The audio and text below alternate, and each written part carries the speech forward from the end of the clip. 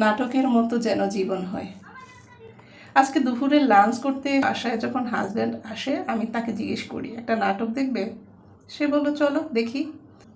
সে রাজি হওয়ার পর শেষে দেখা হলো না, এই নাটকটি দেখলাম দুজনে মিলে। নাটক শেষ হবার পর আমার হাজব্যান্ড জিজ্ঞেস করলো, এই নাটকের নায়ক নায়িকার মতো তোমারও কি কাউকে বেশ দেখার ইচ্ছে যাচ্ছে? আমি অকপটে বললাম, কই না তো। সে আবার জিজ্ঞেস করলো, সত্যি কাউকে মনে পড়ছে না বা দেখার ইচ্ছে যাচ্ছে না? আমি আবারও বললাম, সত্যিই না, কাউকে দেখার ইচ্ছে যাচ্ছে না। আমার স্বামী তখন বলা শুরু করলো, জানো তখন সময়টা 2004 কিংবা 5 হবে। আমি আমার বড় ভাইয়ের সাথে নতুন বাজার নূরের চালা থাকতাম একটা বাড়িতে। বাড়িটি ছিল অ্যাডভোকেট কামাল সাহেবের বাড়ি। পাশের ফ্ল্যাটের একটা ছেলেকে পড়াতে আসতো ঝর্ণা নামের একটি মেয়ে। তখন ও অনার্স কিংবা ডিগ্রিতে পড়ে। মেয়েটির গায়ের রং ফর্সা, উচ্চতা 5 ফুট কিংবা 5 ফুট 1 হবে। মেয়েটির গ্রামের বাড়ি নোয়াখালী। ওরা 2 বোন 1 ভাই।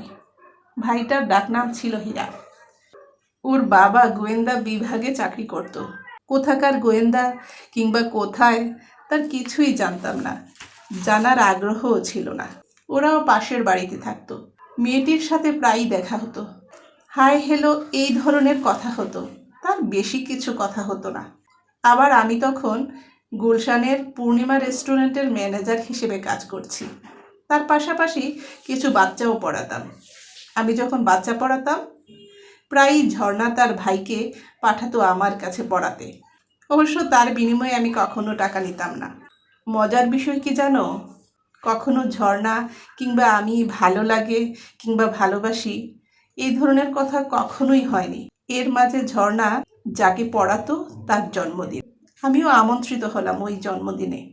অনেকের মাঝে ঝর্ণা যার জন্মদিন, ওই ছেলেটি, তার মা, আমার একসাথে 5-6টা ছবি তোলা হয় এবং আমাকেও কতগুলো ছবি দিয়েছিল বাচ্চাটার মা, যাকে আমি ভাবি বলে সম্বোধন করি।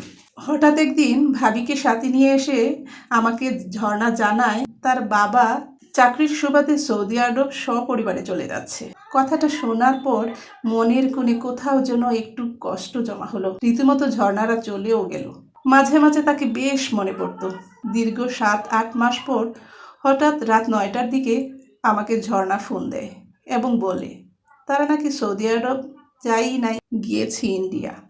সে বাংলাদেশে এসেছে, আবার চলেও যাবে। এখন সে মৌচাক বাস কাউন্টারে বসে আছে। আমাকে দেখার